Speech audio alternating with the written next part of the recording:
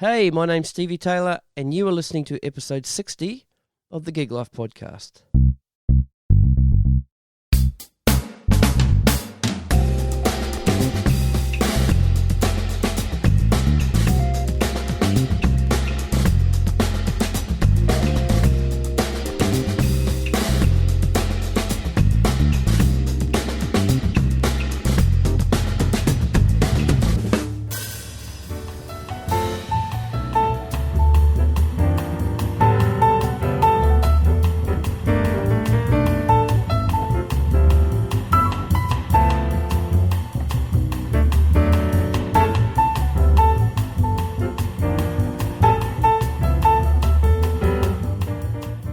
My guest today is pianist, bass player, composer and songwriter Bill Risby.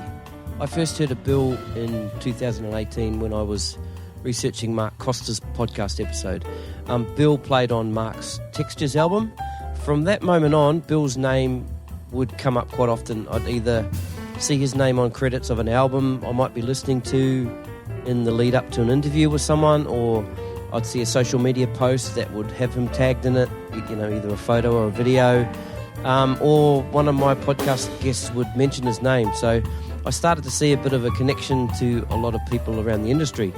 So Bill has 9 solo albums to his name, a bunch of movie and TV soundtracks. He's played with Leo Sayer, Glenn Shorrock, Ian Moss, Marsha Hines, Adam Brand, John Williamson, Gina Jeffries, Casey Chambers, and just too many others to mention. Bill's ability to cross over seamlessly into any genre of music makes him one of the most accomplished musicians in his fields, be it jazz, improvised, popular music or country. We sat down in his home studio and over a nice glass of red wine, we talked. I loved it. Bill's a real cool dude, master musician, humble, wise, and I hope you dig this chat. So, ladies and gentlemen, this is Bill Risby. Cheers.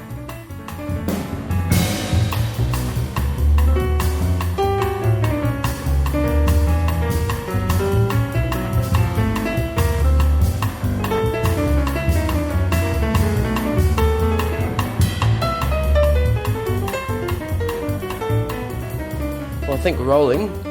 Bill Risby, welcome to the Gig Life Podcast. Thanks, Stevie. How are you, man? Oh, I'm great. Good. Yeah. Now, before we sort of roll back to how it all sort of begun and stuff for you, what's a week in September 2019 for Bill Risby? Oh, man, that's a great question. Well, I mean, every month's different, and this month has been lots of high school certificates. Yeah.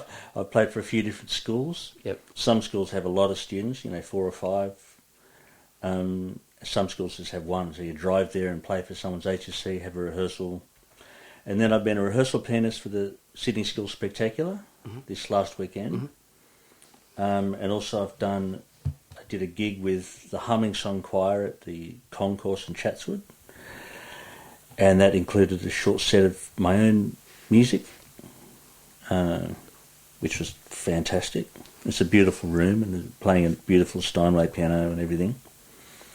And then a couple of other sort of gigs I wouldn't really mention, Was that just to pay the bills type gigs, or? Yeah, I right. mean, not that I wouldn't mention them, but I actually can't remember them. Oh, right, okay. Oh, I did a great gig with Barry Leaf, who I love playing with. Right. He's a great singer, great band. Did you play on his last album? I did. Kerry produced that, didn't he? Yeah. Yep.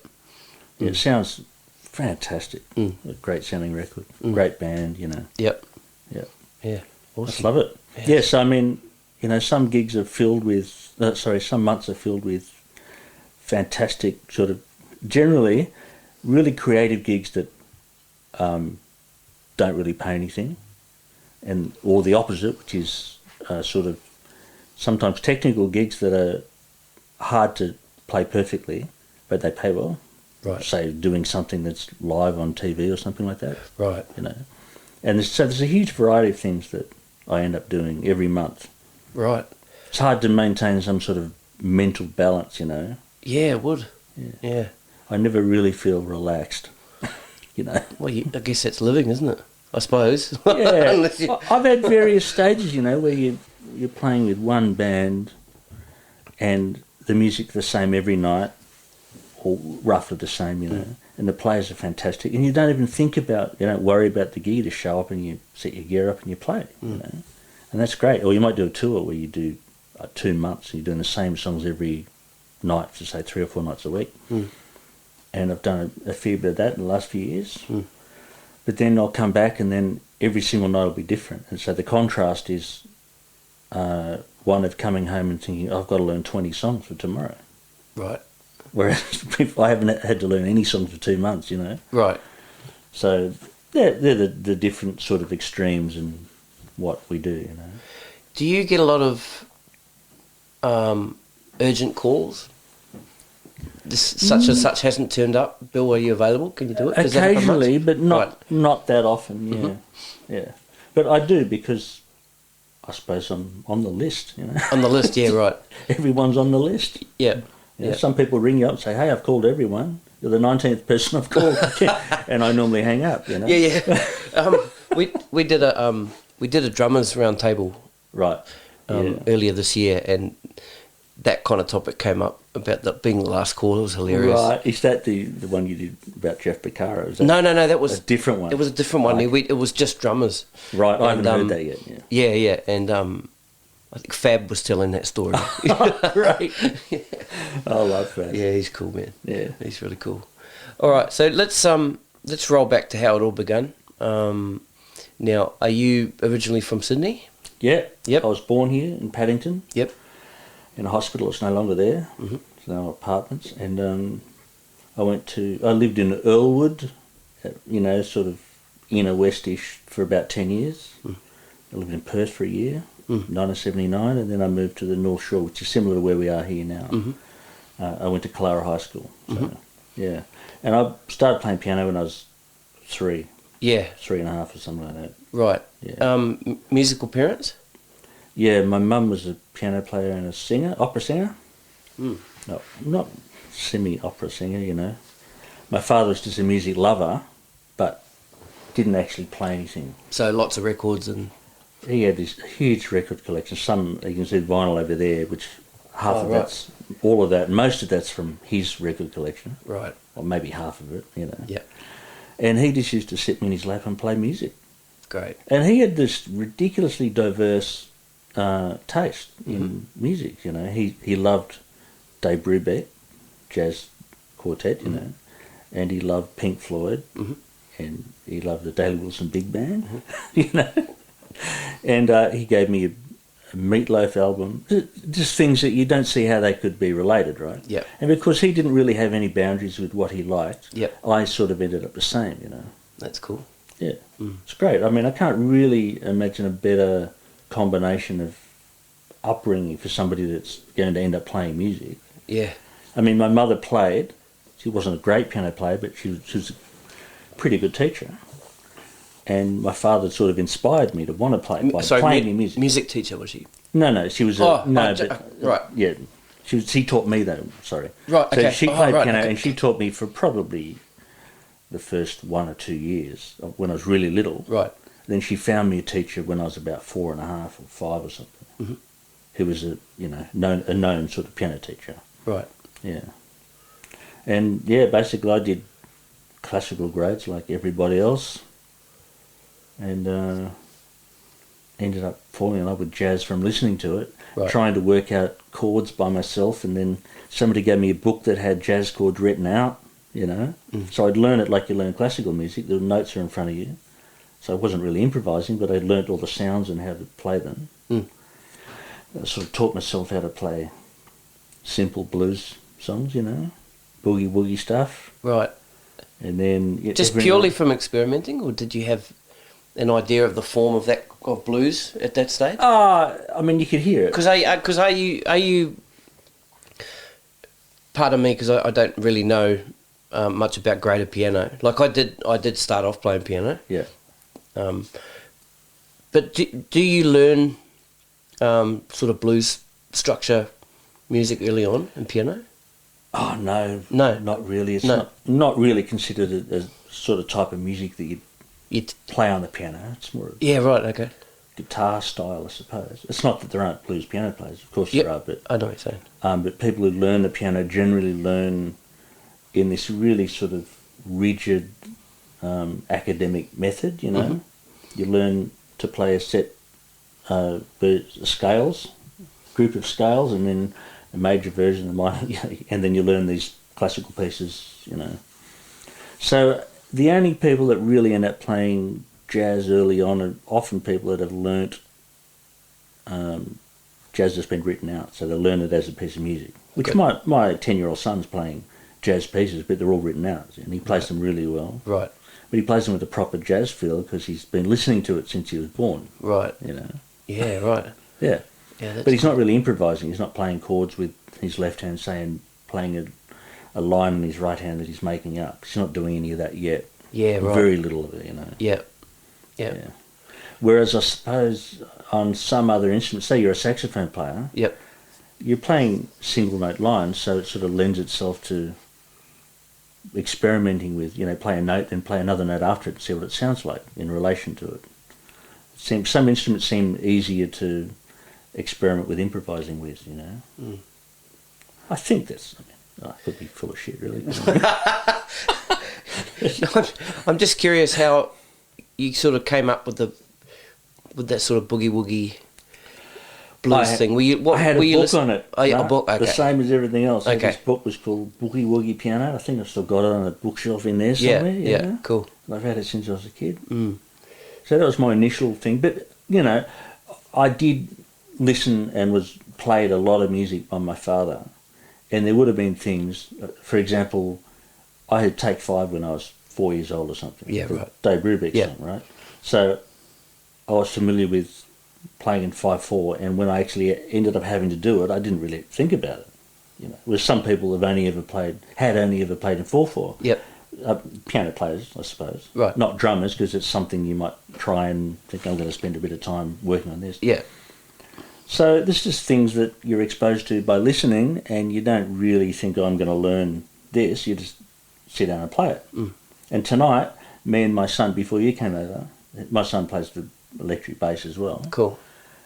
We played Take 5. I taught him Take 5. He played it first time, because he's been listening to it as well. Yeah. You know. Right. Yeah. It's not a particularly hard song, but... Right. You know. If you've got 4/4 ingrained in your head, tapping your foot... Yeah. 1, 2, 3, 4 all your life. What's an extra tap? Yeah, what's an extra tap? That's right. That's all it is. You're right. You're right. Yeah. Yeah. So, what was your schooling like in regards to music? Were you in a musical school, or were you just normal type of school, but then you're getting your piano lessons? My high school, I had two great music teachers that really took an interest in me. Mm. My primary school, I didn't really have any musical input. There was no bands or anything like that, like my kids have. Okay. But when I was really young, I think I was about 5.5 or 6, I got an unofficial scholarship, or whatever you call it, from a teacher at the Conservatorium of Music in Sydney, who said he'd give me lessons for free. I did some audition at the con to get a scholarship to learn from this pianist, and he thought it was wrong that they didn't give it to me. So he said, I'm going to pay for your lessons. So he taught me for 4 years at the con. So I used to take every Friday out of my primary school, which was Undercliff Public School, and my father used to drive me to the city and wait while I had a lesson with Albert Land as a piano player. I'm not sure if he's still alive, but he was a pretty well-known Australian classical piano player. Mm-hmm. So I did that for 4 years till I was 10, and then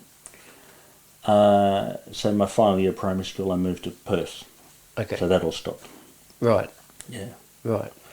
And then when I went to high school, that's when I had these music teachers that were really, really encouraging. Mm-hmm. I mean, to the point where one of them decided to organise a concert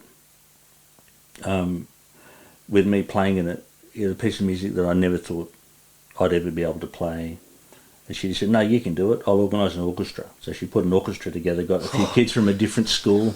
It was sort of piano concerto thing, you know.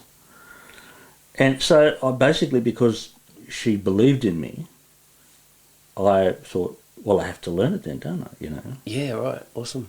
And you sort of get pushed into these things because you don't believe in yourself, but because somebody who listens to you says, I think you can do it, all of a sudden it changes you. It actually makes you rise to the occasion. Yeah, for sure. Yeah, I had a number of things like that happen to me. That's the main one.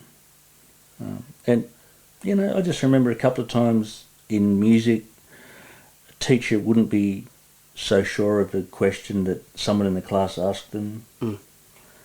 So she'd just say, ask Bill, I'm sure he'll know. You know? That's cool. And it didn't matter if I didn't know it or not, but you could tell that she had all this, she put all this faith in me, so it just made you feel good about it. So I suppose what I'm saying is I identified fairly early on with the good feeling that I had from being associated with music, and that people thought I was a musical person. So it became my identity from when I was really young, you know. Yeah. Probably saved me from going to jail, I reckon. Yeah, right. So during those, were you doing any sports or... Yep. Okay, right. So it wasn't just solely No. do your piano lessons and just go home and practice and practice. No. Yep. No. And in fact, my practice was pretty scattered. Okay. I mean, I did end up being a lot more disciplined practice when I was a bit older. Of course, yeah. I suppose the whole... I was quite into athletic pursuits, you know. I was a basketball player. Yep. And I used to race bicycles. Mm-hmm. I still ride, but, you know. Yep. So I was doing lots of things. I was very athletic, actually. And, I'd train every day. Right. In a sport. Okay. And then in between that, I'd practice. But really, I suppose a lot of sporting things were a priority. Yeah, right. Okay. Yeah. But early on, I mean, I ended up going to Perth because my parents split up. And my father moved to Perth. Right. And we had this sort of attempt at trying to live closer to him. So we all got on the Indian Pacific, the train, and took everything we owned and moved to Perth. How long did that take to get there on a train? It's a 4-day, 3-night trip, I think it is. Wow. Yeah. Mm. And I remember we had 23 cardboard boxes of all our belongings, pots and pans and clothes, and we showed up at the train station with 23 boxes, and there's no car. My mum didn't have a licence. Right. My dad sort of left out of the blue, you know. Right. But anyway, that was a really difficult time for me. I was 10 and my dad sort of left without saying he was going. He dropped us off at a camp, a horse riding camp, which is a kilometre from here. Mm. And we got back from the camp 2 weeks later and he moved to Perth. So we were devastated, you know. Mm. So, I mean, there is a purpose to this story. Yep. Which I don't know if your listeners will be interested. Oh, of course I will. Music was the only thing that would console me. So I was so grieving so much that sometimes I couldn't really see any light at the end of the tunnel. Mm. But I ended up getting an album. This is probably just after I moved back. I was in Perth for 1 year. We all moved to Perth. My father moved to Kalgoorlie, which was 7 hours inland from Perth. Mm. So and it was another dilemma where he was further away from us again. We thought, are we going to move to Kalgoorlie? So we stayed in Perth, had a really bad experience.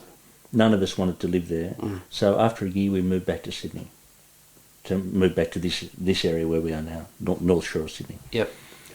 And I bought, or somebody gave me, Songs in the Key of Life, Stevie Wonder album. Yep.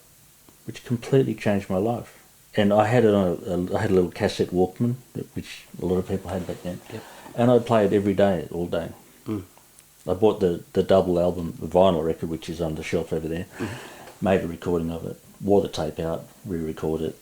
Yeah, cool. Listened to it for years, learned everything on it. Mm. Not on purpose, I didn't sit down and try and work it out, I just listened to it so many times. Right. You know. Right. And really, you know, in many ways, music saved my life. Mm. It was I had this sort of emotional connection with playing. I used to play the piano all night, sometimes overnight. My mum knew that it was the only thing that made me happy, so she just let me do it. Mm. Even though it'd be 2 o'clock in the morning, she probably couldn't sleep, but she said, no, he's really sad, let him play. It sounds tragic, doesn't it? No, Anyway. not at all. Yeah. That's a great story. Yeah. Mm. So, what can I say? Mm. That's really where I found out that I need it. I need to play. Mm-hmm. And I need to play just to let out whatever I'm feeling. On your website, you've got a little paragraph, and I generally think music speaks for itself, but I like to add a few small comments. That music is many things to many people, and for some, such as myself, it's a need, and it embodies a certain desperation, a yearning which can't be fulfilled in any other way. For this reason, music is special. So, do you think you kind of came up with that during those times? Absolutely, yeah. Yep. I mean, that's the foundation for all of those thoughts. Yeah. That's what I'm saying. Actually, the whole thing about the yearning was when you get to a point when you're so despairing or so sad that you've cried so much that you can't cry enough to make you feel any better. Yeah. I'd go and play the piano and it'd make me feel better, Great. Yeah. Yeah. And I'm certainly not saying that I was good at playing the piano, but that was the thing that I needed to do. And I suppose that feeling that comes out when you play, when you're in that state of mind, is something that I think is the most valuable thing in music. Yeah, for sure. Yeah. Because it doesn't matter how well you play or how fast you play, or what matters is whether it has any feeling in it. If you actually say anything, Yeah. I mean, a lot of people play and they learn just because it's fun to play, Yep. It's fun to play the guitar. I always wanted to play the guitar, so they go and buy a guitar, and that's great. You do play a little bit of guitar though, don't you? Not really. I play bass. Yeah, I know you play bass. Yeah. Yeah. I'm pretty terrible guitar player. Okay. It's good fun. Yeah. So, people play for all different reasons, but the sort of music that I like listening to has that sort of emotional content. And I suppose if you listen to Songs in the Key of Life, for example, which I mentioned earlier, that's what it sounds like to me, Yeah. I mean, he's upset about politics, race relations, everything, love, That record's just like a whole conglomeration of life, his life. Yep. And you just hear it in the sound of his voice, whether he said any words or not. And that's all that comes out, So I suppose I've an endless pursuit trying to pursue that. Yeah, because you've recorded 9 solo albums, is that right? Or have you got more? Oh, no. No. Okay. So that's a lot. That's a big body of work. Some of those too were really short. They're like 200 copies, and they were all gone. They're out of print. Yeah, right. So when you record your own albums, you can, I recorded sort of 3 solo piano albums at the same time, worth of music in sort of one hit, right, and released one of them, and 2 of them are just sitting there. Right. Because you put the first one out and see the boxes on the top of the shelf. Yeah, right. Yeah. That's where that first one is. So am I going to make another 2 and put them next to those boxes? Right, I understand. What I'm getting to, I guess, is that's a big body of work. So are you writing and recording those out of a need to, out of an emotional need or stuff that you're going through, and because you bring out your emotions on the piano, is that how these albums have come about? Or has somebody said, we'd like you to do an album on this? Or look, I'd have to say... You know what I'm saying, eh? Yeah, I do, yeah. I'd have to say that the compositions, that's how they came about. Yeah, the actual songs, when I wrote them. Yeah. Often you go to record them and all of the feelings that you're trying to convey just don't come out.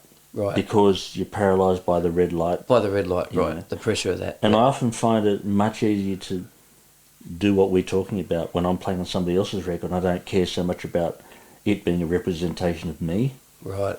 So if somebody asked me to play piano on their record and I really like the music, then I just let it all out, sort of in an uninhibited way. Right.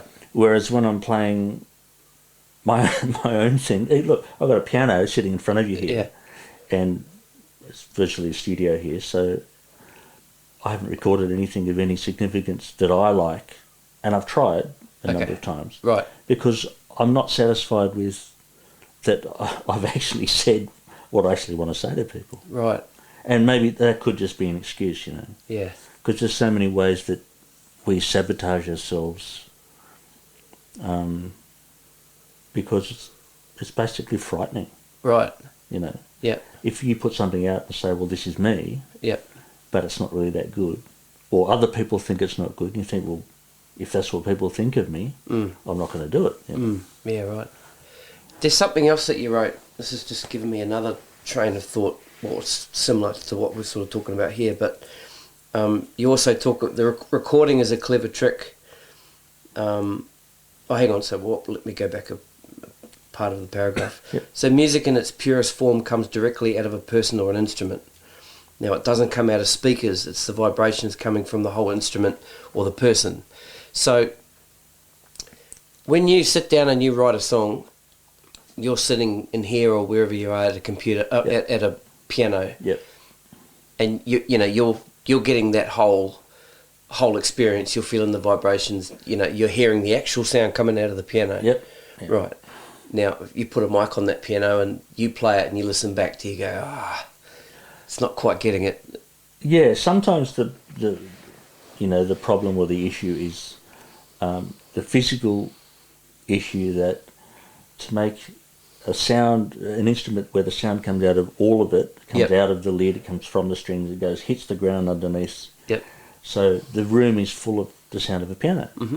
So as soon as you put up a microphone, no matter how big the condenser is, it's going to be reduced to the sound of the piano at that particular point that hits the condenser, and then it's going to come out of the speakers, which could be incredible pair of speakers that actually sound good, but generally a pair of bookshelf speakers that people would have in their lounge room. Sure. It's never going to sound the same. Right.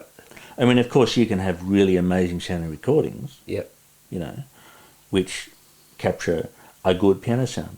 But a good piano sound recorded compared to what a piano sounds like is never the same thing. And it can be good enough for a recording. Right.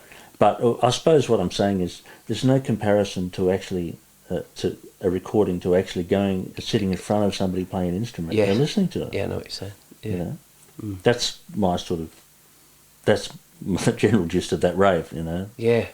Yeah. When I read that, I was fascinated by it. Eh? Yeah. Right. Yeah. It's really cool, man. Yeah. Oh, good. Yeah. I did. This friend of mine used to have a internet sort of blog thing, and I used to write the occasional article for him, you know. Right. And I wrote a whole article on that whole subject, right? Okay. Playing in front of people, and actually it's really about going to hear an acoustic gig where you're in a room like this, and nobody has an amplifier, versus going to the opera house where you see this $250,000 piano, right, and a drum kit and a double bass, and all you can hear is this sort of the DI sound from the bass pickup, you know, and the piano's amplified with a couple of microphones with the lid shut because they can get more level. So it sounds like worse than a keyboard piano sound. Right, I gotcha. A DI piano sound, and the drums are they sound beautiful acoustically, but they're overbearing because the whole room's echoing. I gotcha. So you're comparing what the actual instruments sound like sitting in front of them compared to the amplified version. There's just no... Yeah. But, at the same time, I'm not discounting that you can go and hear incredible band somewhere overseas, or in a big concert, somebody comes to Australia that you've always wanted to hear. Bruce Hornsby comes out, for example. Yeah. It'll be a great experience. Mm-hmm. But I just don't see that experience is the same as actually the sound of what it could sound like if he came over to my house and played, you know. Oh, gotcha. They're two different things. Yeah. So, did you end up finishing high school? Yeah, I finished school. Yep. I failed most subjects except for music. For music, yeah, same with me. Yeah, there you go. Yep. Now, did you have obviously you had the idea in your head that I want to be doing music full time? Oh yeah, so I actually auditioned to get in the conservatorium, the jazz course. Yep. A lot of people did back then. And I got in maybe, I did a fairly early audition that year and got in well before I'd done my first HSC exam. Okay, right. So once I knew that I got in, I thought, oh, fuck it, I'm not going to study, you know. Yeah, right. So there's no HSC prerequisite for the con? Back then there wasn't. Back then it was now? as an associate diploma and it wasn't a degree. Right. And now it's I think it's called a Bachelor of Music majoring in jazz or something like that. Okay. Yeah, so at the time it was a purely audition. Right. Yep. And they sort of encouraged you to do your HSC, but they didn't even look at the mark. Right, okay. So, yeah, so I knew I was doing gigs from when I was about 16. I got a regular gig in a pub in the city. Yep. It was start off one night a week and ended up 2 nights a week, and it was it was paying, you know, reasonably well. And I was a high school kid. Mm. It was actually illegal for me to work in a pub. Right. I remember the owner saying, you know, "Are you 18?" And I said, "Yes." Yes. You know, that sort of thing. But anyway, it was great. I was making sort of reasonable living. Mm. And while I was studying, and I was playing basketball, and that was a great time in my life, actually. Mm. It was just great fun. Mm. Now, what stage did you start playing bass? Why did you start playing bass? Ah, well, you know, I started playing bass because I used to love Oscar Peterson, and I used to listen to Ray Brown, and George Mraz, who used to play with him as well, and a few different bass players. In fact, there's a photo up there of Ray Brown with my wife. Oh, right. Oh, awesome. Yeah, and I had a nylon string guitar because my brother learnt classical guitar, and I used to just play it. I played it a lot more than he did, and I used to just copy all the bass lines from the record on the guitar, on the bottom 4 strings of the guitar. Right. So I wasn't really playing any chords. Right. And of course I play upside. I was going to say, you left-handed. I'm left-handed. I play right-handed upside down. Upside down, right, yeah. So I basically copied everything, tried to learn everything that Ray Brown played. Right. And then I ended up saving it for bass. I can't remember who I bought it from, but I had this Vantage bass, you know. Mm-hmm. It was fretless. No, it was fretted, and I took the frets out. Right. And the reason I took the frets out is probably everybody will laugh because, you know, they will, because of Jaco Pastorius. Right. And, you know, I first heard him when I heard that album Heavy Weather. Mm-hmm. It's one of the first things I ever heard on CD, because CDs had just come out, 1982 I think they came out. Yeah. So I was 15, I think, 14 years old. And that just blew my brains out. I thought, this is unbelievable. And I basically took my bass to a shop that was called the Bass Player. It's not there anymore. Yeah, in Annandale. And had the frets shaped off. And right. Only played a fretless from then till, you know, for years. Right. Until I bought a fretted bass. Right. So 10, 15 years later. Right, so it was all fretless up to that stage? Yeah. I played fretted for a little while till I got rid of the frets. Yeah. And then when I went to the jazz course, you had to pick a second instrument. Right. So I'd only had a bass then, I don't know, a couple of years. So, but I said, yeah, I'll play the bass. And I learnt with Ron Philpott, who's a bass player around Sydney, you know. Mm-hmm. He's still around, I think. He's a great player. Yeah. So that's how the bass thing started, yeah. Yeah. What about upright? Oh, okay. Well, there you go. So, I played in one of the arts units. There's a thing called the arts unit in the Sydney school system. Mm. And they run orchestras, big bands, wind ensembles, string ensembles, blah, blah, blah. So I was actually playing double bass in the arts unit I think when I was in year 7. Oh, right. And I was bowing, because I'm left-handed, I'd stand on the wrong side of the bass and I'd bow with my left hand. Right. So everything was wrong, you know. It's not that it sounded wrong, but it looked wrong. I did it for about a year. And of course now I'm married to a double bass player. Okay. Very good one. Right. So we've got, there's 4 double basses in this house. Right. So I just pick up one whenever I want and play it badly. But I think I played it a lot better when I was young. Right.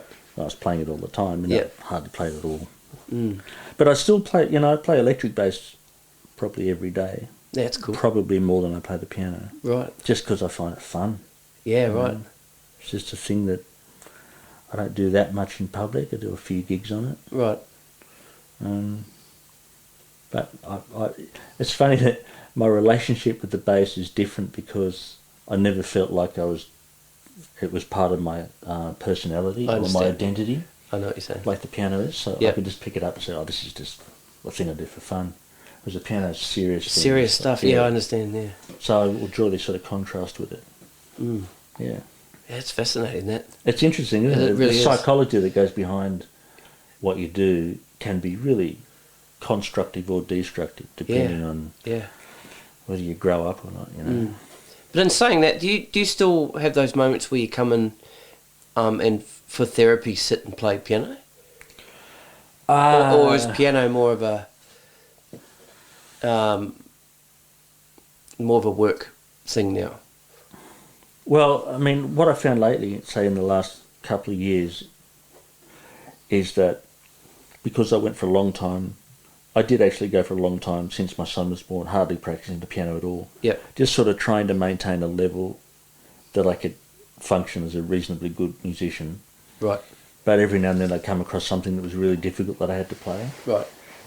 And I couldn't play it, or I couldn't play it evenly enough, or it wasn't in time enough, and it's just because I wasn't playing the piano enough.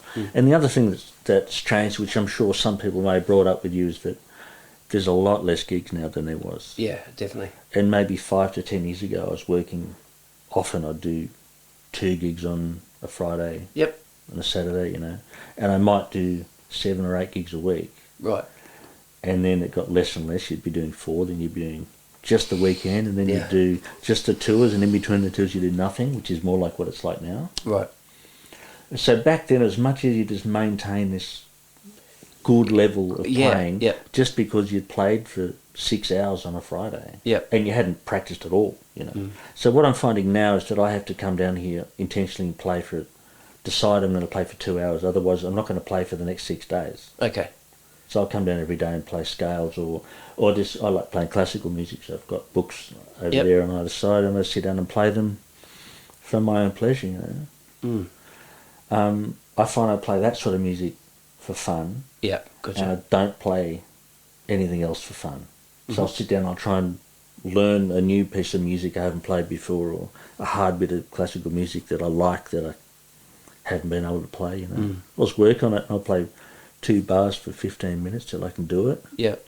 It just sounds so different to what people probably think I do. Yeah, right. It's sort of what I like doing at the moment. Yeah. And that changes. How do you musically challenge yourself? Look, there's heaps of people that I listen to that I just marvel at what they do, and I just can't do what they do. And I just occasionally think, I'm going to work out what it is they're doing, or try and work it out, And there's any number of people. I've got some charts for a whole album of a piano player called Aaron Parks, who's a great, phenomenal American piano player, and I just play through his music with the recording on, or sometimes without it. Just try and play it. Yeah. For me, it's always been looking at things I can't do, and just putting them in front of me and just trying to do it. Right. And that includes writing music. I used to write things, not so much lately, but I used to write things that I knew what they sounded like, because I could hear it in my head, and I'd write it down, and then I'd sit down and say, I can't play this. Yeah. Because you've got perfect pitch, haven't you? Yeah. Sort of. Yeah. Well, that's what everybody tells me. Yeah. I got reasonably good ears. Yeah. Yeah. So that's it's amazing. not so hard to work something out, but right. But if I write down some sort of pattern, so for example, you can sit at the table and you can write something where your left and right hands are alternating. They're playing one's on the beat, one's off the beat, right? And it's easy to sit at the table and write it with manuscript paper. Yep. Then you pick it up, you put it on the piano, and you sit down and go, shit, I can't play this. You know? Yeah. And I used to do that all the time. Right. I'd hear it in my head and say, oh, that goes like this, and I'd go to play it and I couldn't do it. Yeah. So then I'd sit down and try and learn my own songs. You know? Yeah, that's it. Yeah. Yeah. There's a number of songs. Because there'll be somebody out there that can play it. Oh, there's people that can sight read it. Yeah. And, I mean, I know that eventually I could play some version of it, or modify it a little bit, or slow it down a bit, or whatever. Right. You know? Yeah. And occasionally you write something that's a ballad and you might play it twice the speed and realise it works really well. Yep. And not even plan it. Mm. You know? Can I just ask about perfect pitch a little bit? Do you get yourself in, not get yourself in situations, but are you in situations sometimes where somebody's pitch is not good and you think it should be a certain way? Is that a challenge for you in your own mind? No. Do you know what I mean? Okay, yeah, I do cool. know what you mean, yeah. Yeah. I mean, I've had... Look, I actually don't think I have perfect pitch, to be honest. Oh, right, okay. I don't... I mean, people can play things and I know what it is straight away. Yeah. But, you know, I've got friends that have had friends in the past that have perfect pitch, and you can play them a note and they'll say, oh, that's 3 cents sharp or whatever. I have no idea. Right, okay. But you can play an A and I'll say, oh, that's an A. Okay, it's a whole nother level of it, is it? Yeah, and I okay. don't know if... I mean, I think I probably just have really good relative pitch. Right, okay. But also have a memory of it, so, you know, I remember what an A sounds like from a year ago. I understand. Whatever, you know what I mean? That makes sense. I actually don't think I have it, and I don't think... Sometimes I think, oh, there's no such thing, but, you know, there probably is. I don't... That's an interesting topic, actually. Totally, yeah. Yeah. Because, you know, there's a really interesting... There's a guy called Rick Beato on YouTube. I don't know if you've seen him. No. He's got this son, a small boy, who's got the most phenomenal ears I've ever seen of anybody, really.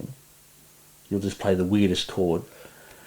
Oh, yeah, doesn't the boy write it down on some... Or he'll just say, he'll say sing an E flat. He's playing this clump of chords, and his son will sing the note. Right, I have seen that. So it sort of goes beyond, you know, it's fine playing a 13th chord or something. You go, oh yeah, it's a 13th. But this kid's doing this amazing stuff. So anyway, this same guy, Rick, has this talk. He talks about perfect pitch. I think it's called Can You Learn Perfect Pitch? Right. And he says some really interesting things. So if anybody is really interested in it, they should look that up. Yep. Yeah, Rick Beato, Rick Beato. It's great stuff. I'll find that and I'll put a link to it in the show notes of this. Yeah, fantastic. So just go into the show notes and click the link and it'll be there. Yeah. Fantastic. Fascinating. Yeah. Well, a little while back we were going to get into the music that the people that you played with, so we'll get into that a bit now. Yeah, okay, cool. Now, tell me who some of the first sort of artists you started playing with. Okay. Unlike a lot of your other guests, I didn't really play with a lot of really well-known people till fairly late. I mean, that's questionable. I remember doing sessions. I've sort of done recording from fairly young because when I was younger, I was very involved in the church. I'm not anymore, but back then, and I ended up playing on this record when I was about 19, I think, which sold a lot of records, you know. And it was very piano heavy. Right. And also it sort of featured piano in a way. Right. And the record was called Seek the Lord. Yep. And I never even thought about it, you know. They just said, can you come and play on this record? I said, yeah, sure. I knew the guy who ran this church. And it's sort of the music that you'd hear in a sort of big church. Yep. A couple of thousand people. Yep. So anyway, this record sold a lot of copies, a lot more than any of the a lot of the commercial records that I played on now. Yep. Because these church people have networks and they sell overseas and that sort of thing. It still happens. Yeah, of course. Yeah. I mean, I think the biggest Australian singer artist in the world is a Christian singer from Hillsong or something. Yeah. Can't remember her name. Darlene Check, her name is. Right. She sold more albums than any other Australian artist. And nobody knows who she is, unless you're in the church. Yeah, right, gotcha. Anyway, so this record sold I can't remember, 30,000 copies or something, which is a lot back then. And so a lot of people knew who I was, and I didn't really know why, because I was young and naive, basically. But I ended up playing on other things, that sort of similar related things, church sort of records. And I ended up playing just on ads, because people knew that I did sessions. Yep. And I used to work occasionally at this ad agency called Songzoo, which I think Kerry's mentioned on his talk with you. And I met Erina Clark. I met Erina and Barry Leaf. They were both working back then, both Kiwis, And Erina ended up hearing me play and said, "Do you want to do a gig?" So I did a one-off gig with her at this big hotel, which is sort of where the entertainment centre was, in Chinatown in Sydney. And then it was great. We got on really well. She liked my playing. I loved her singing. We wrote some songs together. And she ended up getting a residency in a hotel, the Wentworth Hotel in Sydney. I had a band, put a band together which had Victor Rounds, Concertinary and myself and her. So it was a four-piece band. Occasionally we had Dennis Mason come and play with us as well. He's a saxophone player, percussionist and singer. Right. So that was sort of the first well-known singer or person that I played with. So I was probably, I think it was about 1994 or something like that. So I can't work out how old I am. I was back then, whatever, 26 or something. Okay. So, and then I ended up playing with Barry. Barry and Erina were married at that stage back then. And but I didn't work with Barry for a few years after that, because I think it was either I was going to work with Erina or Barry, and if their gigs conflicted, it could have been a bit controversial. I understand. But every now and then I'd do a gig with Barry. And Barry, playing with him was like going to school, It was just, I just learnt so much. Right. And he was and still is such a beautiful guy, and he's so relaxed. And he basically, I'd say, "Look, I don't know this song." She'd, "Don't worry about it. You'll be fine." And he'd just start playing. Oh shit! Okay, but I ended up learning how to learn songs. Yep. Really fast. Learn the form in one go, and then so you'd learn the chords in the A section, and then you'd learn the form, and then maybe Victor would turn around and say, "This last A section's a bit different. It does these chords," and he'd tell me just before it happened. And Barry said, "See, you know the song." It's just like going to, music school, the school of hard knocks, or Yeah. It's just magic. Yeah. Whereas Erina was different in that, she'd want to learn a repertoire of songs she really liked, and we'd all go home and learn them. Okay. Have a rehearsal and then just do the gig.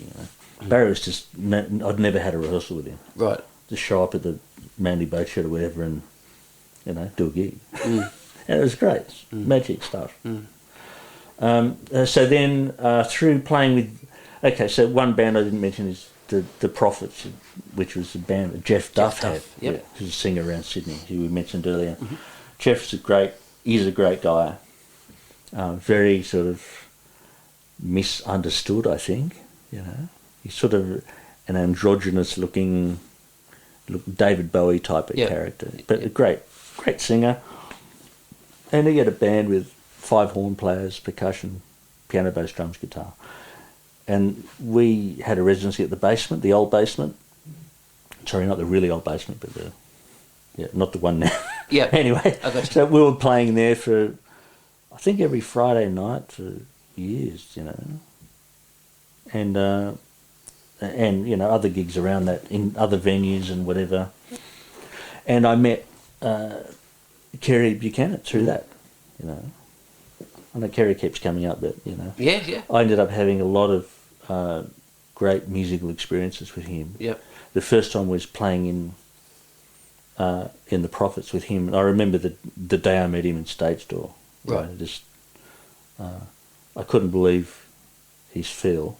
Yep. Yep. I heard people like that on records, but hadn't played with anyone. Had you heard about Kerry at the time? I'd never heard of him. Never heard Actually, of him? You know what? Jeff Duff said, we got Kerry doing the next gig. I think Robbie Syracuse was playing drums in the band, and I don't know for what reason he wasn't. But anyway, Kerry, we had a rehearsal, I think, because Kerry was the new drummer, or I don't know if he was just doing some gigs. I really can't remember. Right. What year was this? Do you remember? This would be before I was playing with Aaron, I think. So early 90s. Yep. Yeah. Yep. I could be wrong. And I just remember we talking about stuff we like, and I remember him saying, one thing I remember him saying is, "Do you like Steely Dan?" It's almost like it was almost like an audition question. Yeah. Oh, I love him. you know? And I thought, well, this guy's obviously got taste in music, you know. So the only reason I brought him up is because later on, after I was playing with Aaron, he ended up sort of MDing Marsha Hines' band. And at one stage she needed a new keyboard player, so he got me a gig in her band. Right. So I ended up in one of the versions of her band, which was... Did that have Victor? It had Victor, John Bettison, Kerry and me. Right, okay. Which I loved. It was fantastic playing. Yeah. You know, and it's just a great time. There's some... Is that the band where there's some YouTube clips of you guys playing on TV? Is that incarnation of it? I don't know. But I've never looked up that. Yeah, right, okay. We did, one thing I do remember is we did This Is Your Life. Marsha was on This Is Your Life. So I remember playing, that was on TV, yeah. Right. Yeah, so I was in the band at that stage in her career, whenever that was. Yeah. Okay, so I played with her.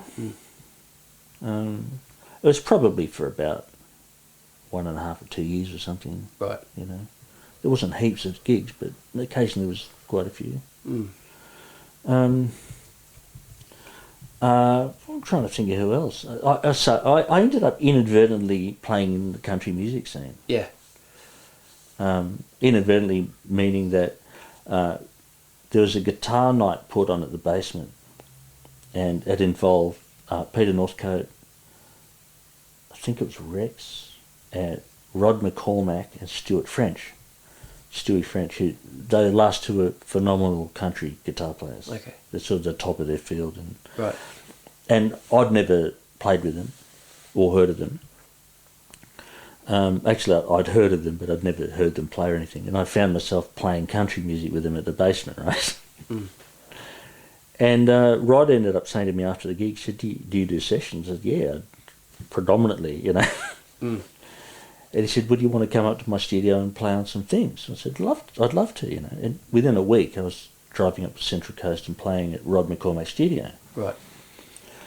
And he sort of, at the time, was producing half the country albums in Australia. You know, he's, I suppose, whatever you could call the closest to a big-time record producer there was back then. Right. In Sydney, anyway, or Central Coast, whatever, this part of the world. So he ended up getting me to play on, sort of every time he had to book a piano player, he'd ring me up, and I was going up there every couple of weeks and doing an album, and so I was playing with all these country artists. Right. I mean, I realise that's different to being in somebody's band, so travelling around like I was with Marsha, but... I ended up, because I was doing lots of recording, I ended up playing on all those sort of country artists, Adam Harvey and Becky Cole and all those. I played on all the records. Awesome. So often, a number of their records, you know, year after year. Could I ask you about how you negotiate the different styles of music then? Now, you said you sort of all of a sudden was starting to play country. Now, leading up to that, knowing you're going to be going to do these country gigs, were you putting on country albums and listening to the way that the piano players were playing, or were they hiring you because the sound and the way that you played would suit their music? That's a great question.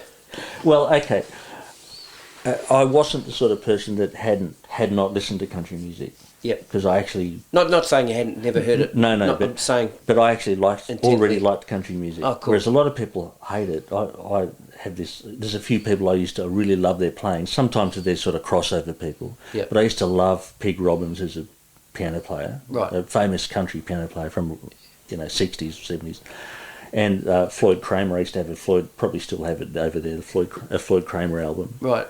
Who was sort of a really sort of typical style that everybody recognises as country piano. Mm-hmm. And, there's a handful of other people that I'd hear, or I had a couple of country albums. Mm-hmm. One of these records that my father gave me, apart from the Pink Floyds and the Stravinsky and the right. was Charlie Pride, Yeah, right, awesome. And I had a Dolly Parton record. Yeah.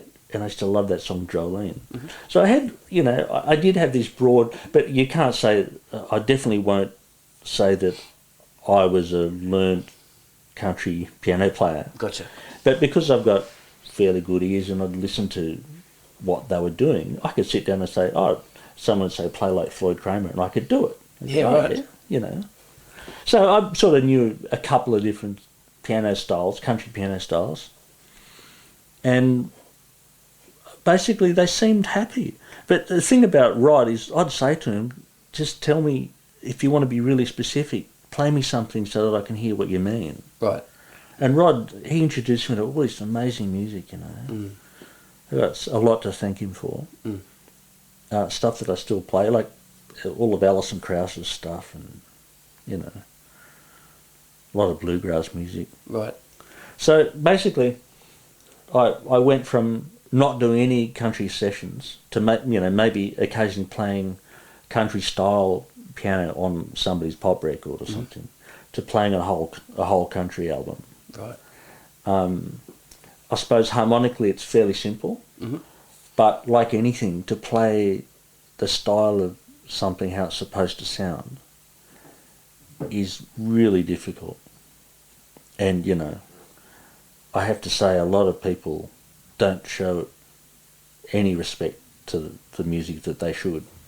All you have to do is say, well, play it then, if you think you're so good. Yeah, yeah. And they think they're playing it, and they think it sounds great. But people who actually are into country music think, no, that's wrong, because they can't hear the difference. Right. So there's a lot of small details that, like every style of music, Yep. If I was to sit down and play a Cuban thing, right, I could fake it. Yeah. I could play it reasonably okay. Yeah. But a Cuban person would probably think I'm an imposter. Yeah. And I'd be the first person to say, well, I agree. Yeah. But, and I'd also say, well, show me what you want me to do and I'll learn it and I'll try and get the feel right. Mm-hmm. And often it is a feel thing. And if you're not used to moving to the music the way that they do, it just doesn't feel the same. Yep. Mm. Yeah. Something just popped into my head. You would have listened to the Bass Players Roundtable episode with Victor and Mark not all of Adam it. and I haven't finished it yet. Okay. Did you hear the question regarding a bass player playing with a piano player in their left hand? No, I'd like to hear that. Yeah, okay, right. Okay, so basically one of the questions was, as a bass player, you get onto a gig with a piano player, and what they find sometimes with piano players is they don't understand that a bass guitar has a certain frequency range. Yeah. And a piano also covers some of that frequency range, but also all this other stuff. Yeah. And what they'll find, what we all started talking about was, how they deal with that clash. Yeah. Does that make sense? Oh, absolutely. Yeah. So how do you approach? I mean, it's probably a little easier for you because you're a bass player as well. Mm. So you'd understand the space of the instruments.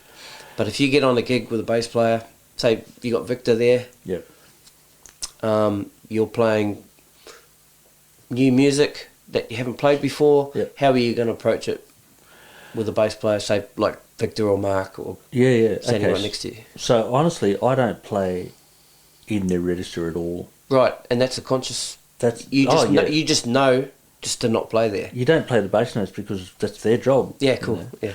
That's a pretty simple answer to that question. Yeah, well, there are a few exceptions. Yeah. But the main one is, say, in there's a Bakersfield Shuffle. It's a country feel where the bass player plays exactly what the bass player plays. Right. The same length of note, but you have to work it out. Right. and you're basically going 1, 3, 5, 6 in the chord, Right. you know, or some variation of that type of thing. So ding, ding, ding, ding, ding, ding, ding, that sort of thing. You're playing exactly the same notes, short notes. So, but it has to be organised. Right. So the music has to be arranged so that you're doing the exact same thing. Same with jazz, where a section might be, the double bass and the piano might play this line together for 2 bars. Well, classic example of that is, we were talking earlier, I was telling you that on the way here I was listening to Mark Costa's Textures album. Yeah. Those first couple of songs, I can't remember exactly what they're called, but there's certain parts of that song where Mark will do a bass run, you're doing the run as well. You're doing the same run. Right. But it's clearly been written down. It's written down on a for page, you guys to play it together. Exactly. And then the rest of it, you're just out of the way. Yeah. Yeah. And essentially, I mean, for a lot of that style of music, or jazz, or for whatever you want to call it, the left hand of your pianos would generally play the chords, and so an octave higher at least than where the bass is, and you wouldn't play any bass notes ever. And often, usually, you never even play them in the chord. So if it's a G chord, there's no G in your chord because he's playing the G. You don't have to play it. And your right hand might be playing a line or double exaggerating the extra notes in the chord or whatever, you know. So I mean, you definitely have to. Another complicated combination, which you probably didn't talk about with the guitar players, is with the bass players, is when your piano and guitar are together. Yeah. Because we're in. Often, if I do what I just mentioned with the bass players, now I'm in the same register as the guitar players. Right. My hand's up where they play. Right. And they're playing a chord and I'm playing a chord. Well, how many people do you need to play a bloody chord? I mean, you know. Right. Well, we're actually in the process of planning a guitars round table, so that's going down as one of the questions. So okay. Yeah. It'll be in there and it'll be answered. Yeah. Well, again, that's just another thing where it has to be organised. You know. Yep. And I'll bring up Kerry again, but he had a band doing Steely Dan music. Bodacious Cowboys. Bodacious Cowboys. And they had 2 guitar players in it. Right. And me, of course, piano. And sometimes horns are playing a chord as well. Right. A horn section. Yep. So the only way you can make it sound musical, or so people aren't clashing with each other, is that one of the guitars is going dit dit dit dit dit dit dit, or whatever it is. It's a single note, and the other guitar's playing something in the gaps when the other guitar's playing, and then the horns are playing a chord, so then I'm playing some sort of weird thing in between, and then sometimes the other way around. I'm playing the chord, the horns are just playing a stab. Sometimes the guitars are playing a chord, and I'm not playing anything. Yep. But it's so organised and written out that it sounds like music. Right. So, you occasionally get in a situation where you're playing in a band and it's not a Steely Dan band, it's just a band where somebody's just playing songs that they've decided they're going to do on the night, and you have to play it as though you're playing in Steely Dan, or a band that's arranged. Gotcha. But you have to arrange it on the spot. So if you're playing with a guitar player that's, say, not listening at all, or not really sympathetic to the fact that he's playing with 2 other people in the band that are playing chords, then you just decide to not play chords. If you actually want the band to sound good, which is always my intention. Yep. To make the band sound the best it could ever sound. So if you've got a guitar player that's going to strum all the chords, or just play them, pick them, whatever, don't play chords. Find something to play that doesn't clash with what he's doing. Yeah. Because nothing you do is going to make him stop doing what he's doing. Yeah, right, gotcha. And then occasionally you get, a phenomenal musician, like you get Peter Northcote playing in a band with you, and he's such a musical guy and he's got great time. And you can say, well, how about, you play through this section, I won't, and then I'll play now, or we'll just look at each other and, sort of an unspoken code that, we both realise that we're all in this together. Let's make some music, Yeah. Cool, man. Yeah. Yeah, thanks for answering that. Now, where were we before I interrupted? I don't know. Talking about people. Okay, so, I don't know. So I got into the country music scene. Country music, that's it. Yeah. And, I really hardly do any country gigs. I've done a handful. I used to play with Gina Jeffries a little bit, who's married to Rod. Right, okay. Rod McCormack, the producer, guitar player. So, I used to play with her a bit, and that's sort of the first sort of proper big country gigs I did was with her. And then a few other people, I played with, I did this record with Melinda Schneider and Becky Cole called Great Women of Country. So we did a tour, which was great. And it was a fantastic band, Had James Gillard in it, playing guitar and singing. Doug Gallagher playing drums. They're all sort of... Michelle Rose playing pedal steel. It was a really big band. And we travelled all over capital cities and did sort of fairly big concerts. So it was great. So I suppose what I'm saying is I haven't done a lot of country gigs. Yep. I do the Golden Guitar Awards every year. Okay. I've done that for probably at least 10 years. Right. And played a lot of those people's albums. And every now and then I might do a gig. I'll play with those artists at the awards. Right. Throughout the year, occasionally I might play a few 2 or 3 gigs with different people, one-off gig sort of thing. Right. But generally speaking, I'm not in any of their bands, so I don't. They might do a run. I never go on the road with them really. Okay. Yeah. Yeah. That Golden Guitars band since you've been there that long, is it basically the same band? Pretty much. Yep. And who are those guys? Okay, so Mitch Farmer playing drums. Yep. James Gillows plays bass in that band. Brendan Radford is the music director and plays. He lives in Brisbane. He plays acoustic guitar and sings, plays harmonica. He also plays things like mandolin, and he's a great musician. Stewie French, who moved to Nashville this year, right? But he's flying back to do it, so he'll come back in January to do the awards. Unfortunately, which is incredibly sad, Glenn Hanna was in the band. Glenn Hanna passed away this year. So this coming year will be the first time we haven't had Glenn in the band for years, Right. So that's going to be very difficult for everybody. Yeah, right.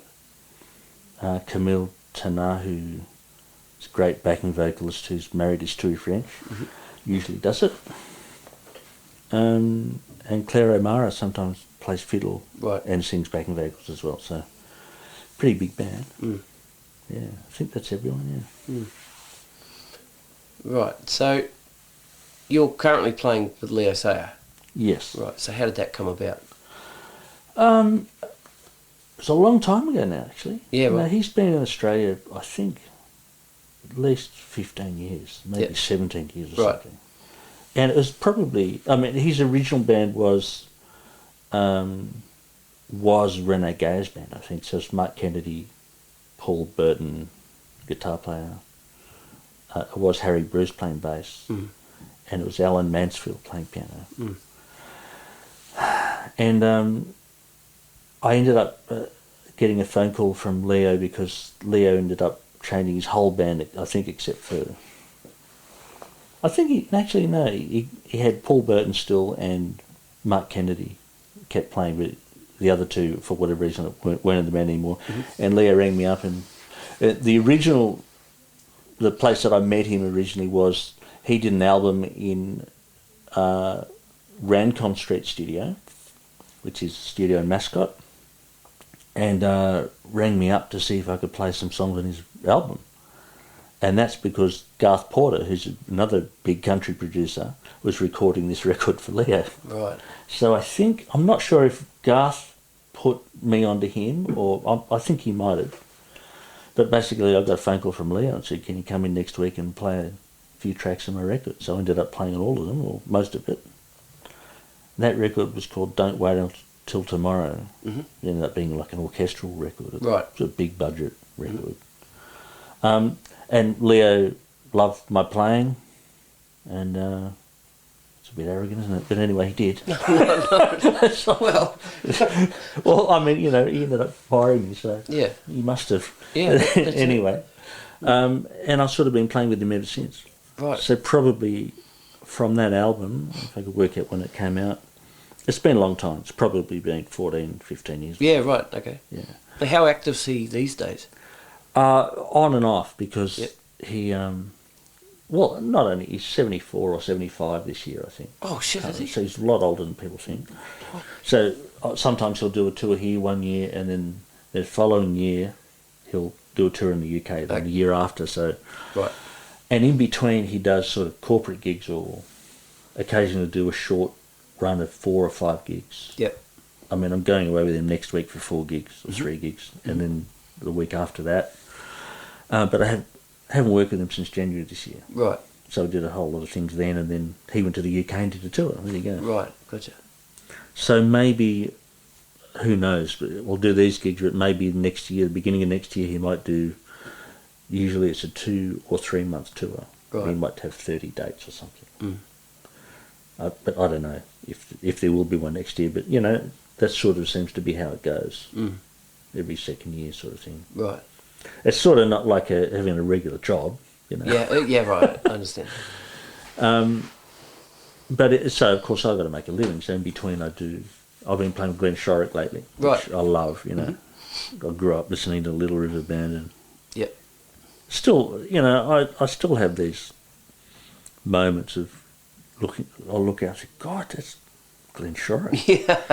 Yeah. What's he doing there? Yeah. In my band. No. Yeah.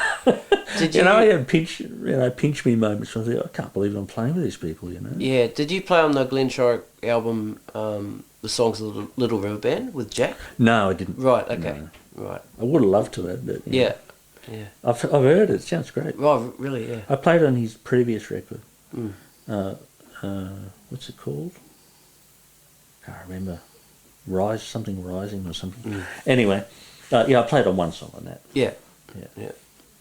And Mitch Cairns, I think he wrote the song that we played on. And Mitch Cairns is a bass player from Melbourne who's Right. is a friend of mine, and he plays with Russell Morris, and that, you know, he produced Russell's last few records, won an ARIA for them, so Right. he's a fairly well-known record producer type person. Mm. Do you do any like remote sessions from home? Yeah, all the time. Okay. Right. Yeah, Yeah. sometimes it's saved me, you know. Yeah. Yeah. That's Okay. why that mic's set up over there next to the piano. Right. I open the lid and I swing the stand. I was going to around. say, is that where it's supposed to be, or No. Yeah. But the lid's open, and Right. I shut it when I practice because it's really loud with the lid open. Okay. Yeah. Right. Yeah, I mean, I often do tracks for people, Yep. and often just on the keyboard here. But Yep. when people want the piano, of course, I'd much rather play the real piano too, Right. if I can. Mm. And what's your approach to recording? What do you mean? What, Actually, it's a technically? pretty open-ended question. Don't worry about it. It's stupid. It's don't fuck up. That's my approach. My approach is walk carefully towards the piano, don't make too much noise, sit down and play properly. Right. What about bass? Do you do any in bass sessions? I do, yeah. Yeah, awesome. Yeah. Often I'm doing both. I'll play piano and bass on something because I can do that. Yep. You know? Mm. Yeah. But not heaps though. Nowhere near what I do on the piano. Yeah, right. Yeah. Mm. And often somebody will ask me to just play piano or something, and I say, I can put bass on it too if you like, you know. And I'll give them 2 versions or whatever, you know. Yeah. Yeah. You played on some movie soundtracks. Yeah. Right. So can we talk a little bit about those and what those? You could say who some of those or what some of those movies are, and what are those sessions like? Are they in a studio with a full band orchestra, or are these remote sessions as well? Or? They're all most of them aren't remote. Yeah, Occasionally they are. Yeah. A couple of times I've put some sort of ambient music down. They'll say we need 50 seconds of, they'll tell me what happened in the scene and whatever. Okay. But that's pretty rare. Right. Usually I'm going to a studio and playing either with a band or quite often lately a string group, 16 string players, Right. and a couple of times a full orchestra. Which, look, to be honest, is terrifying. Yeah, really terrifying. Yeah. I mean, I'll be honest. If you fuck up, then they have to do it again sometimes. If you're in the same room with them, which I have been occasionally. Right. But lately, they put the piano, mainly to get a better piano sound or whatever, they put the piano in a separate room, in which case if I do play a mistake, or sometimes, here's a trick, to be completely honest, with everybody who's listening, which is quite embarrassing. If I get to some section that's all written out and I know I'm playing it with the strings and I think, I'm going to screw this up, I just don't play it. Right. It's very rare, but if I think, it's just, they have to get all this done today, I just won't play it, and I'll just overdub it, yeah. Yeah, right. That's smart, yeah. I've only done that as an emergency thing when I think, I just can't waste their time, and also I don't want to embarrass myself, Yeah. But, Drummers can't really do that, eh? No. Well, they actually could. You can. Usually they're in a separate room, which is great. Yeah. Well, I remember doing one of those ABC themes. I remember playing, that's on ABC Radio, I think it is. And it was in an odd time. How they're often lots of drums and there.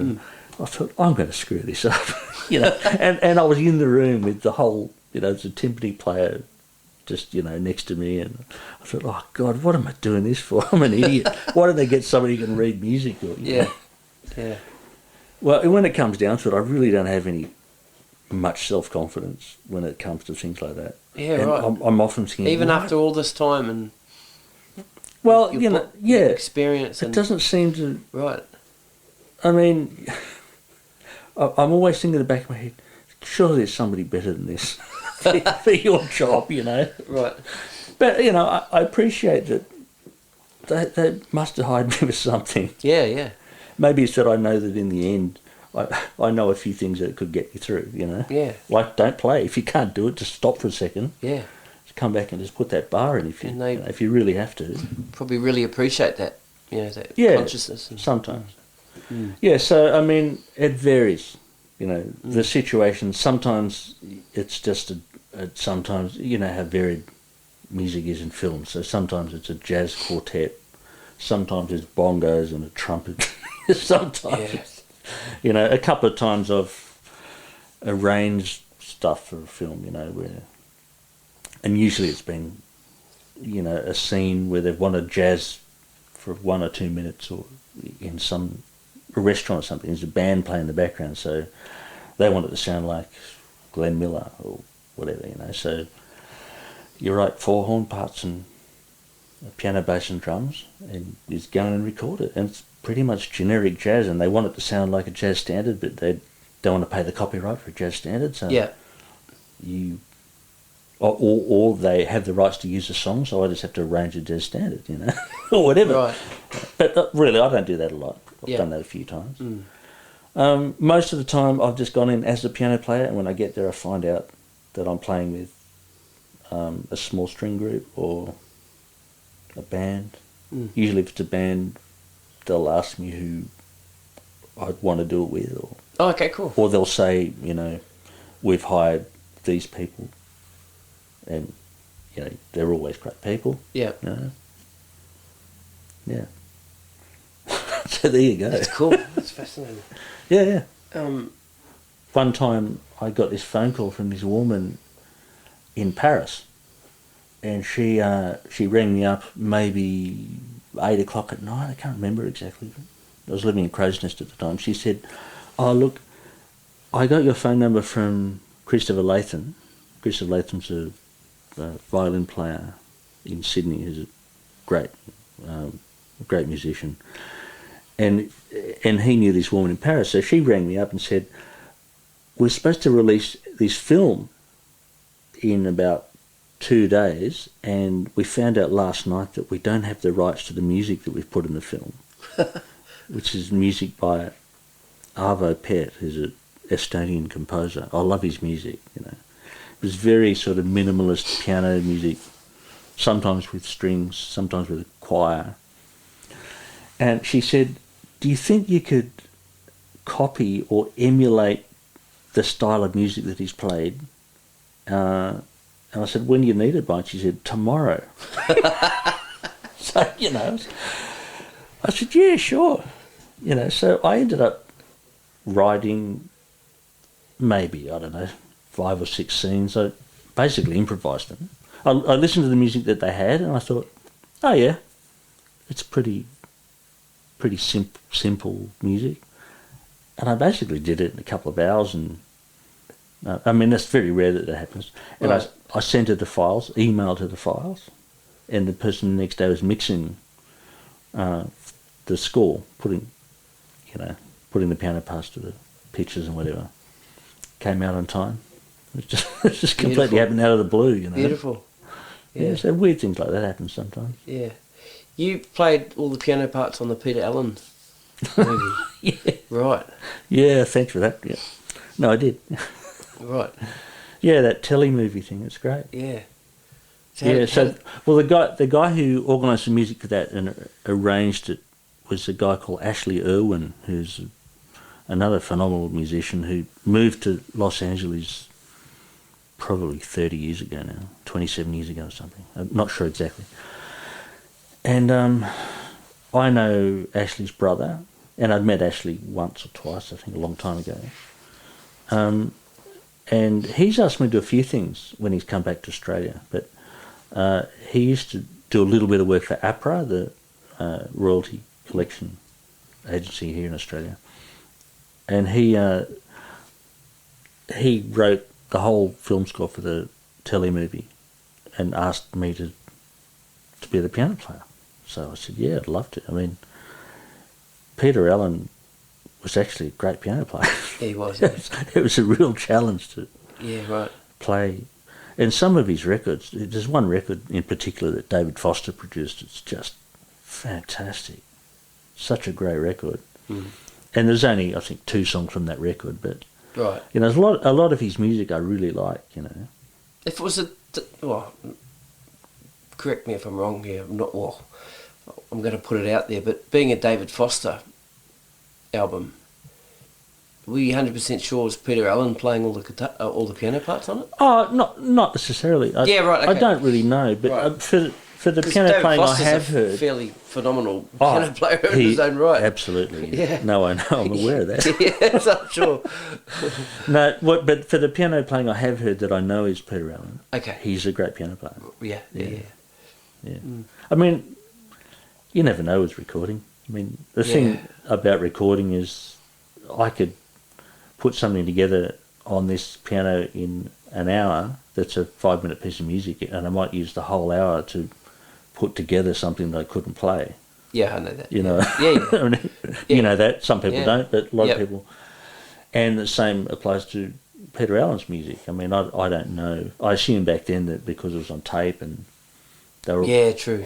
They were just playing it. Yeah, right. Okay, think of that. Yeah. But yeah, it could have been David Foster. In fact, I'm sure he would have played on those records, at least some of it. You know. Yeah. Or however you look at it, they were great records. Yeah, they sure were. Now, I saw on your YouTube the Sarah Morrison quartet. Oh. That was cool. Man, those 3 kids are gun players. Yeah, she's my stepdaughter. She's upstairs. Oh, right, okay. Yeah. Right. Yeah. Right. She's my wife's daughter. Right, okay. Yeah. Phenomenal. And the little kid playing the bass is my son. He's 10. He's upstairs. Oh, right. Yeah, and then who's the little drummer? He goes to school with Sarah. His name's Matt Simmons. Right. He's a fantastic kid and great drummer. And actually, fantastic drummer. He plays piano. Oh, right. he's a great drummer. Because that first song, he sets it up. With some nice little fills and... we ended up doing those recordings because we did this concert which Sarah got as a member of the arts unit or whatever it is to play at the Opera House. Do a concert as a featured artist at the Opera House. Right. So we had to do an audition video, you know. Right. Somebody still did it on my phone, I think. But anyway, we sent that video in. We did it in this room. Yep. And, you know, we weren't intending to make a video or anything, but I thought, I'll just put it up on YouTube. Yeah. Just when I was doing my research, you know, because I discovered Oasis Bill today. Oh, right. Yeah, because I'd seen your website and I couldn't see on Facebook, and I typed in Bill Risby on Instagram. Right.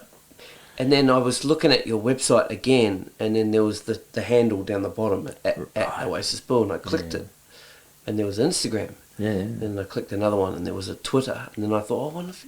I'll go and have a look on YouTube. Yeah. And sure enough... There you go. There it is. Yeah, it's a bit of a mystery. I sort of stay a bit hidden. Yeah, that's and cool. also, I That's a don't good really... thing. I don't promote music on Yep. any of those things. I'm not really interested in it. Yeah. You know. Well, your Instagram's your photography, isn't it? Yeah. Yeah, it's great. But maybe I should, do the music thing on social media, but I don't know. I've found in the past that it doesn't necessarily make much of a difference, It might for some people at some levels, but for what I'm doing, I mean, it's pretty much all word of mouth. Yeah. If you want me to play on something, ring me up. Yeah, and if it's the same people still calling and... Yeah. I don't see... People recommending and... Maybe someone new overseas or something will see it and go, oh. But there's so many great players, that's not going to happen. Right, yeah, fair enough. Yeah. There's some players on Instagram, you think, God, listen to that guy, Yeah, it's right. just extraordinary. Right. I mean, they're all sort of little 1 minute snippets of people, but... But what's your take on that then?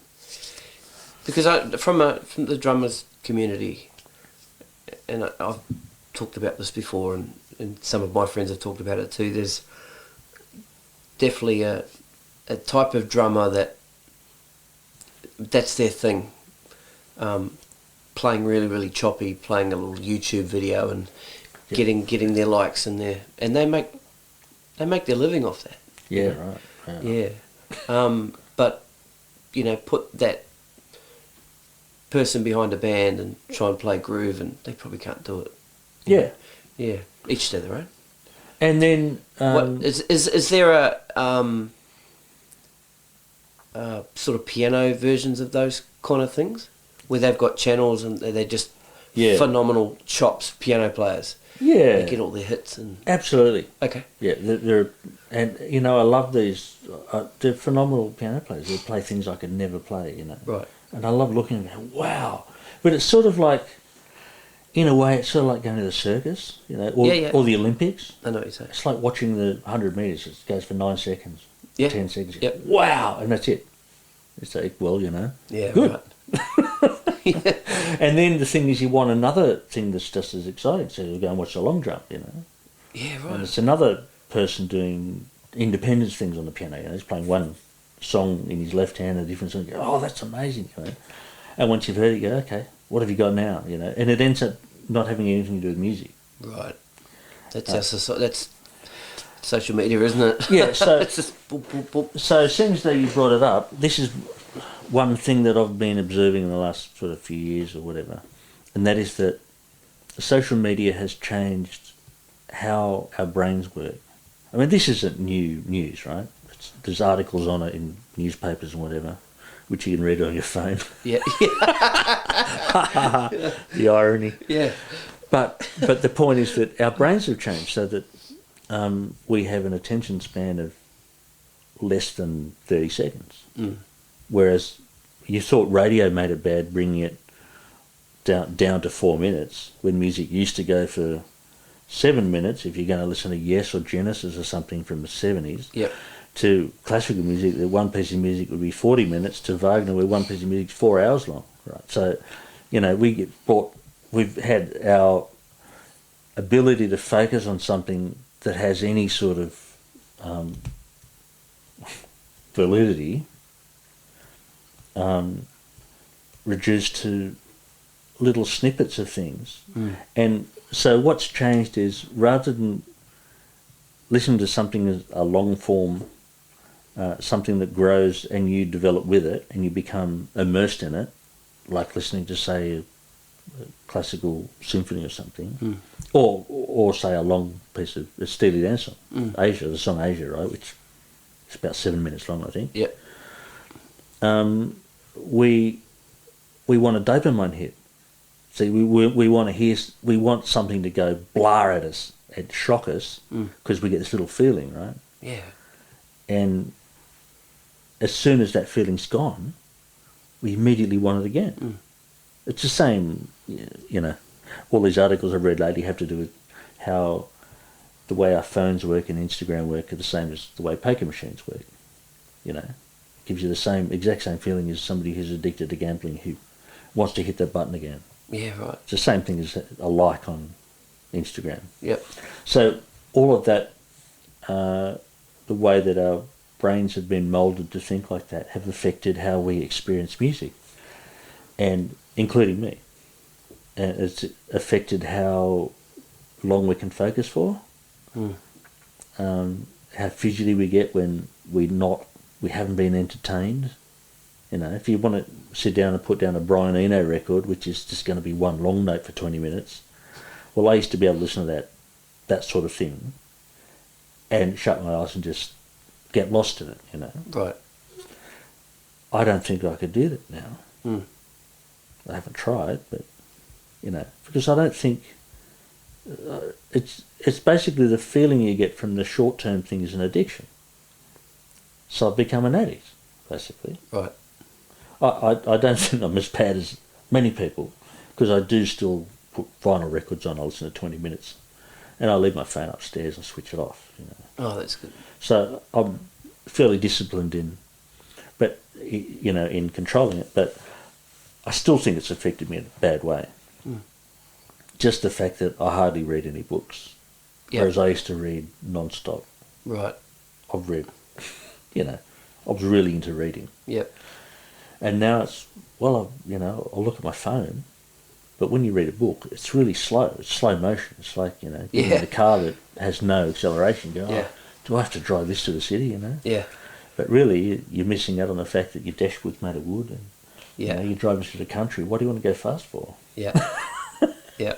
We've thrown away all the stuff that actually matters for this quick thrill. We're going to get dropped dead and realise we haven't actually experienced anything valuable. Yeah. And that includes young people who haven't heard slow music, haven't tasted slow food, you know, that sort of thing. I think it's a tragedy. Yeah. Still time. Yes, there's still time. Yeah.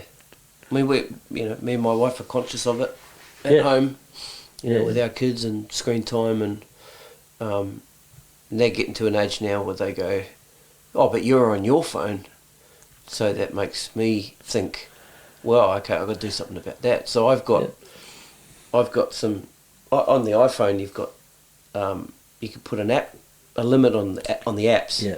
You can choose social media, and you can choose to only be able to access that social media for 1 hour a day. Yeah. And then they're gone. You just can't, unless you unlock them, which you do. Because I've got the password to my own phone, you know. Yeah, you can unlock it. Yeah. Don't unlock the kids on it. Yeah, no, that's it. Yeah. Well, I mean, with the kids, it's just like they just don't have them. They have a list of things that they need to do and tick off. Yeah. Once they've done them, then they get it for an hour or whatever. Yeah. And, you know. That's great. Yeah. So, have you heard Jacob Collier? I've heard of him. A couple of friends of mine were at his concert. Yeah. Up in. Did they like it? Brisbane. Yeah. I went and saw him as well. Right. I think he's an absolute genius. Right. Most incredible thing. But the one comment that came to mind after seeing him is that he's a product of this social media generation. Right. Where, as amazing as all of the music was, it came, even the songs that were long came in 30-second snippets. So a 7-minute song had 14 30-second snippets, you know. So it was like another dopamine hit. Oh, right. Not every song. So how would it go? Like a... Well, they just have these incredible sections, you know. That and then it'll be something completely different. And then it is completely changed, and it'd be slow and really funky, and there'd be another, oh, wow, that's amazing. And then it'd go into something else. But as a song that's long-form piece of music, it didn't necessarily make any sense. It was more like being the Instagram of music. But you as amazing as anything you've ever heard. You think he's consciously done that, though? Possibly, yeah. Or maybe he just thinks like that because he's 24 or 27 or whatever he is. He's young. Right. You know? So he's just a generation of, he always had Instagram since he was a kid. Maybe, I don't know. Because the fact is that there were a number of songs that were long composed songs which were just absolutely beautiful. Right. So going from a whole lot of things that were like another version of getting hits, right, to going to something that maybe belonged to 20 years ago, that was an interesting thing too. Or is it a modern day rock opera? You know, some of those rock operas, they just had bits and pieces and snippets, possibly. That's true, but even a modern rock opera had a story that went from beginning to end. Okay, right. And so this is almost like these things aren't really related. Oh, right, okay. But they're all part of a continual piece of music. They didn't stop and start a new one. Okay. I don't know. I mean, I could be talking out my ass. No, absolutely not. But that was just an observation, you know. Yeah. That's not to say I didn't think it was incredible. It was absolutely incredible. I didn't get so lost in it as I might have in different types of music, but you know, still, he's just a freak. Yeah, right. I'd encourage everyone to check him out. Yeah. Yeah. There's a song. There's a Beach Boys song called "In My Room," an old Beach Boys. Yep. He does a version of that on YouTube. You can put a link on your thing there. There you go. It's really, really good. Right. Yeah. Yeah, I'm going to go check him out, I think. You should. Yeah. And he played percussion for a lot of the show. Right. And he was amazing. Like, not just a hack. It was a serious, really difficult, odd time stuff. And right.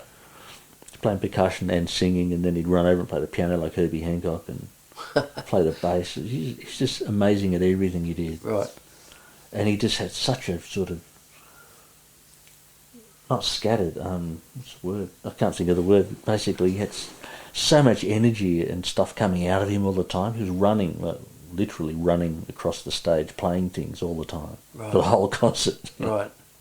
It was manic. It was manic. Right. And fantastic. I'm so glad I saw it. Yeah, it's cool. Speaking of Herbie Hancock, did you go and see him when he was here? Oh, yeah. He did a thing called the International Day of Jazz, International Jazz Day. And he did a whole sort of day, there was a whole day of workshops at the Sydney Opera House. Oh, right. And Herbie did one of them. So I saw him at that. Right. And I can't believe I was as far away from I am to you. Yeah. From Herbie, and he's just playing the piano, right? Yeah, so it was just him on the piano, it wasn't his band? No, it was a band. Oh, right. It was a band of the university that he's the alumni of, something like that. Okay. So it's all the young people who went to Herbie Hancock Academy, and they're all phenomenal. Yeah. And he was playing with them, so he'd get up and play with them. And they also had a piano player that played for sort of half the songs. Right. You know, so the piano player would be playing "So What" on the piano, and Herbie would get up and play it. Well, you know, it's just fantastic. Yeah. Yeah. Right. What's the rest of this year got in store for you? Apart from you've got the Leo Sayer stuff coming up.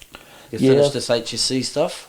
Yeah, I'm doing some rehearsal pianist work for the Sydney School Spectacular. And I've been playing at the Sydney School Spectacular, which sort of goes for about a week of work and 4 big concerts at the end of the week. I've been doing that about 20 years now. I think this might be my 20th year. And that's actually, I love doing it. Because the kids you're playing with are sort of professional level musicians, but some of them are as young as 11 or 12. Right. It's just like, another one of these things where you look at YouTube and think, wow, look at that kid. And there's some of those sort of kids in this show. Right, you know, okay. every year. That's great. Sometimes the music's not really to my taste, you know, a bit of sort of house music, and it's often music that's come from films and that sort of thing that are current. Yeah. So I think this year there'll be a bit of stuff from The Lion King, or you look at what's out there and you'll get an idea of what's going to be in the show. Right. But I've got some, a whole lot of dates playing for rehearsals with the School Spectacular, with the featured artist. Right? So they'll come in a room and play through the songs they have to play with the orchestra with just the piano or whatever, and the music director's in the room and he tells them what happens while they're doing their part and that sort of thing. So I've got that. I've got a few weekends away with Leo.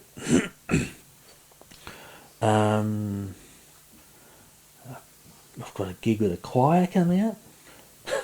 That's just wacky, disparate things. But anyway, I did a great gig. This is in the past now, but I told you I did a gig where I did a sort of spot with my trio playing some jazz. Well, I played. Well, the rest of the concert was a choir called the Humming Song Choir, which is about 400 women who've been singing together. It's like a community choir, right? And every year they do a big concert. So I've been sort of involved in their stuff for about 5 years now. And for whatever reason, you do a gig with a choir and you end up getting 10 gigs with a choir, you know. It's like you open a gate and they all know, oh, he plays with choirs, let's get him. Seriously. That's just what's happened. So I'm doing a gig with the Idea of North, a vocal group. It's a vocal group in Sydney. So they're doing a concert with this choir in the city in a couple of weeks. So I'm doing that. It'll be fun. Awesome. Yeah. And then later on in the year, I suppose, I can't think of anything specific, but of course you get into January and it becomes the Golden Guitar Awards again. So I go to Tamworth. And I've actually got a gig with Glenn Shorrock in Tamworth. Oh, cool. He's going there. I don't know if he's organised it intentionally to be part of the festival, or, but anyway, he rang me up to... And it turns out it's the night before the awards, so I just go up one day earlier and do a concert with him. Oh, great. Then you're already there. Fantastic, yeah, I'm already there. Awesome. Yeah. Apart from that, I don't know. I mean, there's a whole lot of things I want to do of my own. Yep. Oh, the other thing is, you know, Peter Drummond, the drummer? Yeah. He's a good friend of mine. Well, right. He's just recorded some drums on one of my old songs that I re-recorded minus drums for him to play along to. Right. And we're sort of going to be writing some music together, so I'll send him some tracks and he'll play drums on it. And he's already sent me one song. Right. And I'll play piano on it probably. Oh, great. He's phenomenal. He's an incredible drummer. Yeah, he is, yeah. He's a great guy too. That's cool. Yeah. Yeah. What can I say? Awesome. Yeah. Bill Risby, thanks so much for sitting with me today and talking through all that stuff. My pleasure. Really cool, man. Cool to meet you and hang out. And Thanks for coming over. Yeah. Chew the fat, talk the shit. Yeah. Yeah. It was awesome, man. Fantastic. Yeah, really cool. Yeah, anytime. All right. Cheers, Bill. No worries. See ya. Thanks, man. Bye.